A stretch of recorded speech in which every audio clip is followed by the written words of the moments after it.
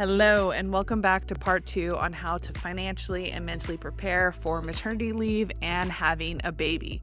In part 1 of this series, I talked specifically about how to prepare before you go on maternity leave, so that 9 months leading up to having a baby. And in this episode, part 2, I'm going to talk about during maternity leave, so actually while you're off work, and then after maternity leave when you go back to work. In this episode, we're going to talk about those fixed recurring expenses that you need to expect after you have your baby. We're going to talk about the identity shift you experience when you have a child and become a mother. And we're also going to talk about after you return to work and potentially leaving your child and taking them to daycare or deciding to continue to be a stay-at-home mom. In this episode, I'm joined by Christina because Christina is a corporate employee. I'm an entrepreneur. So we bring a couple different perspectives to this conversation around motherhood and money and career. So I hope you enjoy. Let's dive in. Let's talk about during maternity leave. You mentioned you were nervous before maternity leave, and then you experienced a shift where you started Mhm. to feel less nervous. Will you tell me about that shift of leaving Yeah. work, how that felt for you? I worked right up to my due date. She came maybe 2 days after her due date. The baby arrived, and it's like your attention gets so laser focused. For me, at least. I have a friend who is totally the opposite, and she was slacking, messaging her team from the hospital room up until the last sort of moment of delivering her baby. So many things can have our attention, and to allow yourself to focus on something so singular is such a gift, and it's hard. And so I think I just like leaned into it and leaned into her and being with her. And so I didn't really focus on work at all. And that's a gift to just say, I'm going to step away. And so that was the shift for me. Things probably change over the next few weeks or the first 2 months of leave. Your curiosity peaks about what's going on over at work. So I think there's which we can talk about, a shift in the moment of delivery to getting used to it to maybe getting a little bored and sort of like your mood changes. That's what I wanted to ask. At what point did you start to think about work again? And when you did have to go back to work, were you at a point where you were like, I'm really ready for this? Or did you Mhm. feel like, I don't want to go back to work? This is not what I wanted.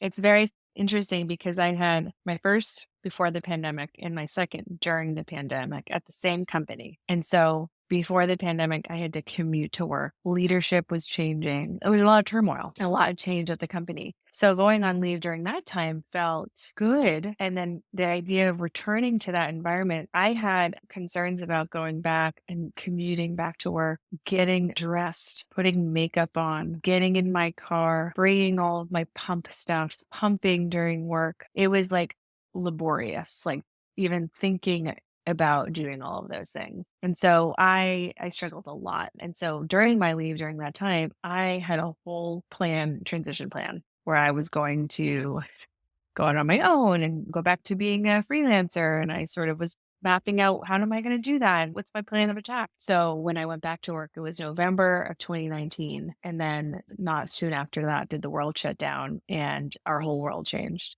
As my husband would say, manifested what I wanted, which is being able to work from home. To answer your question, I think that I was not ready to go back. I did not want to go back into a corporate environment, into that specific environment. And it was hard. It was hard to go back to that. Did you experience that with Will as well? No. I mean, it was like night and day. So that's what's so interesting is to see same company, two very different experiences. So with my son Will, who's now 19 months, he was born last March. I had a totally different team, totally different leadership, and I was leaving in a really healthy environment, I felt. And I had 16 weeks total off with my second, so 4 more weeks. I remember talking to my boss occasionally during that time and just getting a sense of how things are going and feeling like him giving me reassurance, things are great, and like feeling this gentle, like, everything's fine, like you're good. And then the return to work is coming back to my home office so that I could pump while I'm on a call.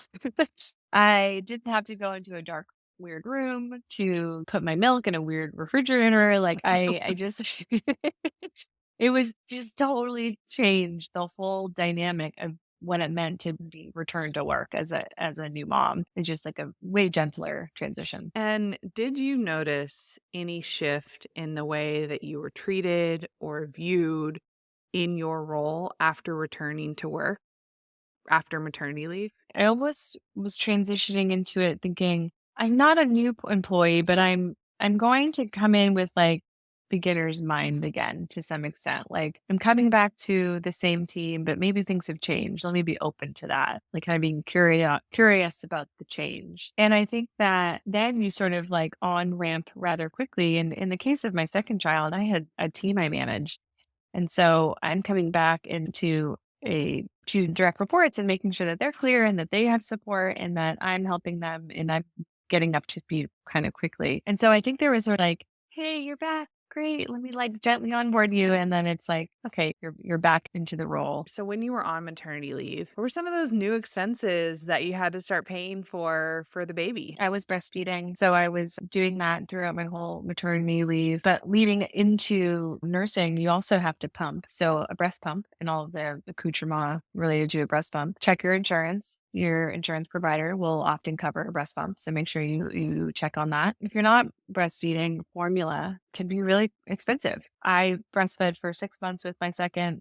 I had to quickly get onto formula and that was probably like $100 a month, depending on, how much they were eating. And I would also say that it's important to have self care and time away to yourself. I like to get manicures. And so I was definitely spending money on manicures, making sure that my husband was able to he was working at the time. So being with our kids. And so giving me that time away. We don't have family here. So just finding that support system so you can take that self-care and making sure it's okay to invest in those things. Yeah, I was doing a little research before this call because I don't have any experience on how much like diapers and formula costs, but what you just estimated was pretty consistent with the averages. So I saw to expect average cost of diapers $70 to $80 a month, average cost of formula somewhere between 70 to 150 a month. So, really you're looking at $200 to $300 extra in Mhm. expenses for baby during that maternity leave time. So that's kind of good for moms to be aware of, moms and dads to Mhm. be aware of is some of those additional expenses. And then, like you said, the self care. One of the things I thought was interesting when you and I were talking is how you mentioned that your screen time went up significantly Mhm. during maternity leave. And I experience that right now as I'm even prepping for maternity leave and starting to wind down in my work and I do have more time, I'm just noticing my screen time going way up. And it Mhm. actually feels very bad. Like I notice that Mhm. my head feels differently, my eyes feel differently. I'm Mhm. already starting to experience a little bit of that boredom because I'm Mm. used to being very stimulated by my Mhm. work. And now that Mhm. I don't have that stimulation, I'm like, okay, Yes. where do I put this part of me? Energy. I'm very Mhm. excited to become a mother, but there's also this part of me that likes to think critically and use my mind and Yeah. build Yeah. my business. So Yeah. tell me a little bit about your screen time and what you would Yeah. do to help just not spend so much time on Curb your that. phone. It's so funny because I have an iPhone and the iPhone would occasionally give me the report, screen time report of how much many hours and like stop judging me, iPhone. Like Totally.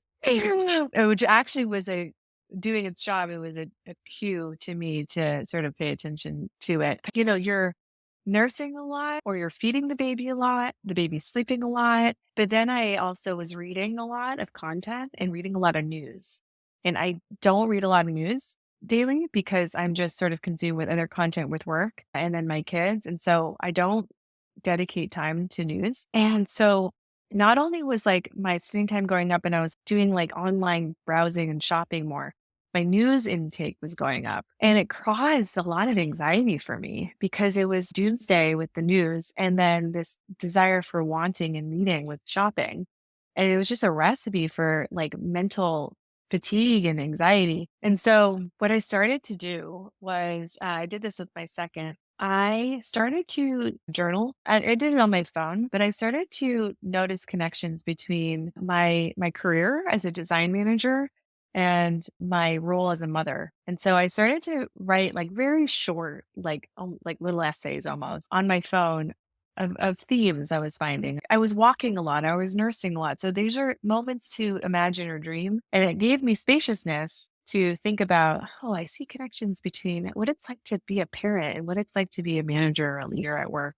And so I now I have these series of like 20 little essays that I might turn into a book one day or something, or turn into something that helped really channel my downtime energy into something productive. And I had to challenge myself to say, I'm not doing this for anybody but myself. You and might have the same energy there of like, how do I take this and I can make it into something? And it's like, just relax, like, just enjoy the walk that you're going on, enjoy the looking at the trees. I found almost like a I don't want to even call it a project, but a thing to channel my energy. I had a lot of conversations with my mom. I talked to her all the time, or my sister. And so finding connections, looking at nature, finding patterns, those types of things is how I was trying to spend my time more than looking at my phone. I think that's such a good piece of awareness because had I not had that conversation with you, I'm very sure I would have gone into maternity leave completely unaware of how much time I was spending on my phone. But now that you mention it, it is something I do feel aware of. Forget who it is that said this, but on the other side of boredom is creativity. So I really That's feel cool. like I'm going to allow myself to get to that bored space, do my Mhm. best not to reach for my phone, and just see what comes up on the other side of that. And I think that your story about what you decided to do with those short essays is kind of like a testament to like, okay, if I can not distract and not lose my sense of presence with being on this phone all the time, then Mhm. what else could I possibly do with my time? Mhm. So Mhm. I love that. And for me, the things that I check over and over again are my statistics for my business. Like, Oh, I'm interesting. embarrassed to if anybody were to ever look at my phone and see how many times I, like, log into my fucking email provider. So, that's the one thing that I'm gonna have to really manage, and I know for Yeah. those of you that are entrepreneurs and building businesses, this is something you can probably relate to, like, your numbers and your Mhm. metrics and your growth and Mhm. really seeing how your content is doing is a big part of your Mhm. at least your brain thinks the perceived success of Mhm. your business. So I'm really gonna have to just allow myself to be with the discomfort of not knowing or looking one time a day and knowing that those numbers are not gonna have a huge shift when I'm not producing. Another tip that helped me not be on social media, which was people want to know, see pictures of your baby, and sort of that's partly what the job of Instagram is to keep in touch with people in your life. So what I did instead was create an album, a photo album that I can share with my family and my friends. And so that's where I started to post photos of and log my day so that my family could see it rather than posting on Instagram. So I didn't use any social media because I mean, I shouldn't say that. I didn't go on Instagram very much, because I just knew it wasn't good for my mental health, but I was solving the scratching the itch another way. And so there's different ways that you can keep in touch with people that's not through social media. Yeah, I love that as an alternative option. There is a lot of addictive qualities of these of social platforms that are strategically designed to keep us using these apps over and over again. And there are a lot of studies that show that it is not great for our brain health to Right. continuously stay on these platforms. So I think that's a really great alternative. So let's talk about transitioning back to work. I am honestly at this point excited to do, and I haven't even had the baby. Maybe I'll feel different. All right, so tell me, we already talked a little bit about your experience transitioning back to work, but you came back feeling at least that second time around, you still felt a sense of importance at work. You didn't feel like anyone devalued you because of that time off. Is that correct? Oh yeah. I mean, absolutely. I had good relationships. I have a great group of people at my company that are so warm. I felt such warmth coming back. A lot of, messages welcoming me back, or when I joined a Zoom video, people really like, "Oh, you're here, you're back." And that actually sort of delighted me and surprised me a little bit, just to feel that warmth and to feel like as my boss not expecting much. And yeah, which is actually a great lesson for me as a leader and a manager. I haven't had to experience someone on my team leaving for pregnancy. So now it's like, oh, what would that feel like to Mm. somebody else? And what putting myself in their shoes, I can do that now. And so it helped me be mindful of how might I manage that for my team one day.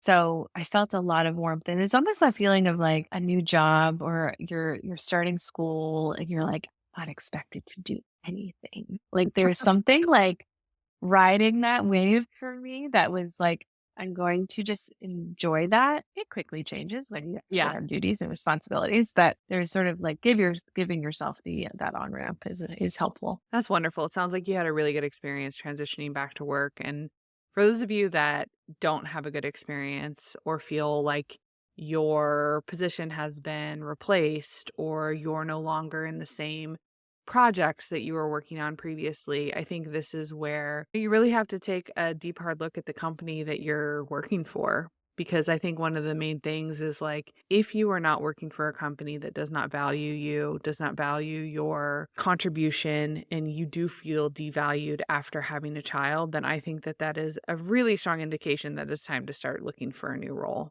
because Yeah. there are positions available that do offer you that. And I just think that that would be a really demoralizing return from such a special part of your life. And so, if you're experiencing that, this is full permission. Go out there and start looking for a new role because you hear from Christina that doesn't have to be the norm. And I would add to that, because it's not all, maybe hindsight's 2020 for me, but in coming back, I was also thrusted into a new team to some extent. And a lot of the people on that team were very high performers that didn't have children and or had older children. And so I felt this a lot of pressure to come back to a very high performing environment. The speed at which they were going was not matching the speed that I could withstand. I struggled with returning to an environment that was so high performing that might not have identified with like, oh, this person just went on maternity leave and we would understand her experience for a moment. And so I struggled with that a lot, actually, in the work itself, less of like my immediate team and how they welcome me back, but more like how do you transition into your day-to-day job at the speed that the company needs you to, or the high performance that the company expects. Oh, I can imagine that would be such a challenging transition. And how are you navigating that? My boss observed that I was struggling and he said, "Are you happy on that team?" And I said no. And he helped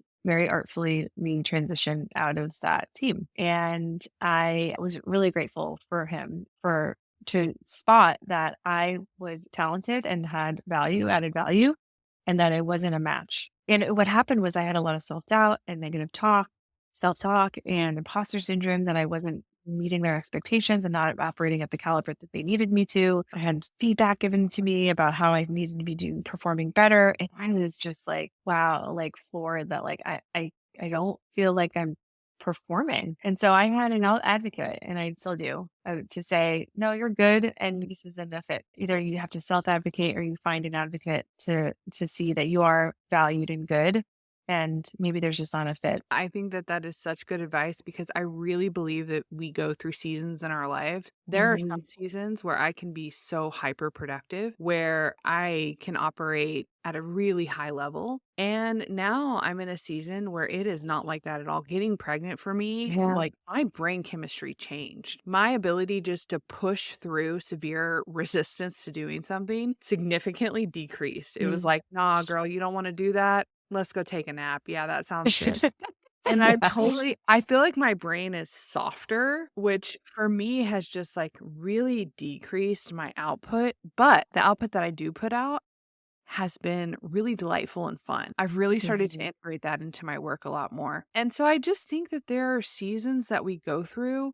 And Yeah. if you can really view yourself objectively, which is very difficult Yeah. to do when you're in an environment of people who are not in the same season as you. Mhm. Step back and view your life more objectively and more holistically. I think you can really identify that and give yourself some grace. Like, I just really Mhm. believe that lifestyle is the most important thing. It's more important than your job, it's more important than the amount of money that you're making, although those two things are inextricably linked, right? The amount of money that you make and the lifestyle you get to live. But I just think that lifestyle is so important. And finding a role and a job that really fits the lifestyle that you want, I think Mhm. can be more important than a big fat paycheck. I think that's so beautiful to say that our seasons are always changing and it might not be where somebody else is at. And that's been hard. I'm even in that now.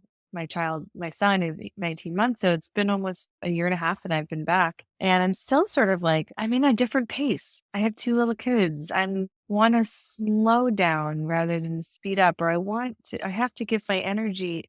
Like we only have, our cup is so full, and we can only fill it so much more. And that might not be the case for all women. Some might have different energy and new energy that is or sort of sprouts or spawns from having children. So let's talk about some of those recurring expenses that we will experience after going back to work. Really big one a lot of people talk about is daycare or childcare. How much are you currently paying for childcare? We just have one child in childcare now, and it's 1,600 a month.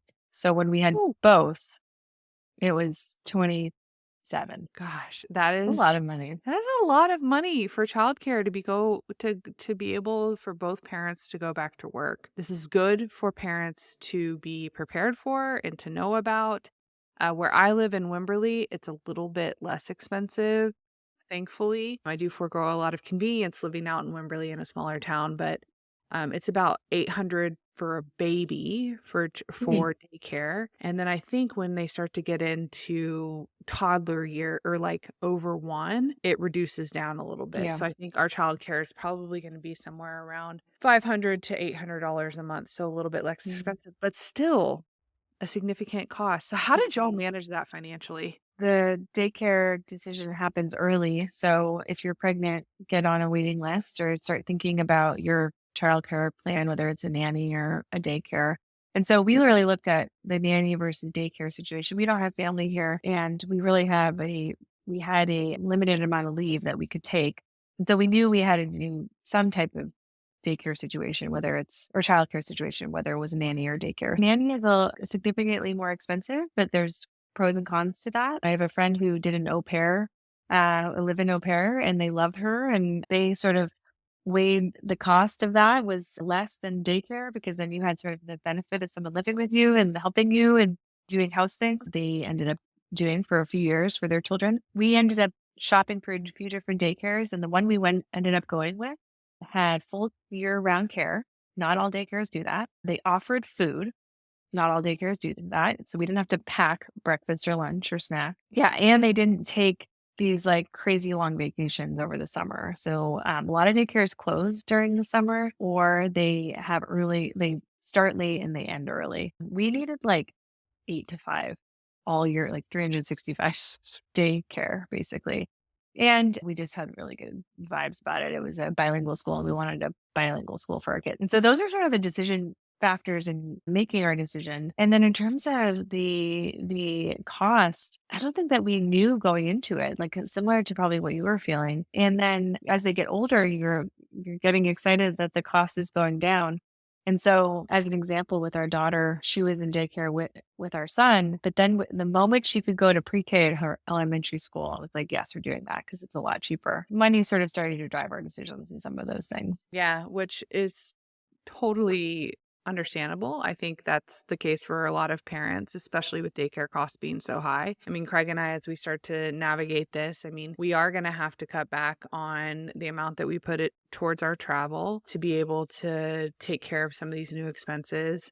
Trying to think of additional income streams that we can bring in for ourselves, because having a child or two children or maybe even 3 in daycare, my family doesn't live close either, will be a significant new expense. So Yep. it's a great thing to think through. And the last thing I want to touch on that you and I talked about in terms of an after maternity leave expense is beginning to start to save for the future for your Hmm. child. So you had mentioned Hmm. you and Steve have just opened a couple new accounts Hmm. for your kids. So Yeah, what did yeah. you end up opening? So we opened a 529 account for both of them, which is a college savings fund. And then we have a high interest yield savings account. And so they both have those accounts set up in their names. And we're fortunate with my husband's family, will send us a check or birthday checks for the kids. And so we are having these accounts so that we start putting those checks into those accounts like now. And so we are going to start automating that so that every month we're just putting that money into that account. We're starting to build out that number so that when they get to a point where they're a little older and we're talking about school, or they want to buy their first house, or whatever it might be, we really want to have an intentional and thoughtful approach for them so that they can make a decision for their financial future. So we're sort of describe our time right now as foundation building. And we're building the foundation so that we can have flexibility later in life. Yes, I think that is so smart because the earlier you start these kinds of accounts, putting money in, compound interest is your friend. You have more time for the money to grow, and then you'll have more money set aside for your child later in life.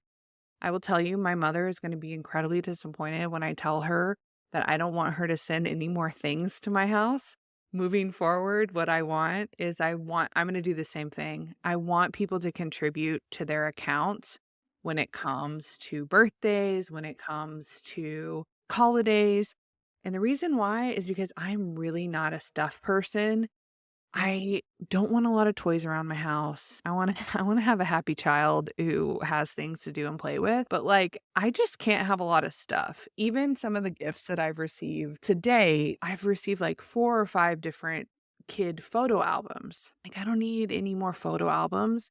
I really wish we would have taken this $30, Right. put it into this investment account. This is a pro tip. If your mothers or your in-laws do not want to just send cash, our imperative is to my in-laws is that for every dollar you spend on a shirt or a toy, you have to match that Yeah, with college savings. love it. They don't necessarily fulfill that wish, but that is the idea, is that if you're going to buy stuff, now you have to match it with a sort of their college fund. Yeah, I think that's a great idea. That may be a better alternative for my mother because she is just loving Well, buying. first grandchild, she just Yeah. wants to buy that little thing, everything. Yeah. Oh, yeah. Every time she comes down, she's like, you know, And you're like, great. she's so delighted, which is wonderful. And don't take that away from her because she loves it. So that's good. I know. I know. This is really like, it makes me actually think about when I will become a grandparent or a grandmother, Yeah. like how Yeah. special that's going to be. And I don't Yeah. want to take it away Yeah. from her. But all right, Christina, thank you Cool. so much. We went through so much today. This is Yeah. such a helpful episode. Good. Yeah. It was a pleasure. Thank you. All right, y'all. Thank you so much for listening in to this episode on maternity leave and preparing for a baby. If you have any questions or comments, please leave them in the comment box below. If you're listening on this via podcast, I would love it if you left me a review. I always read your reviews and they feel really good when I receive them. So, everyone, I hope you have a great week and we will see you in the next episode.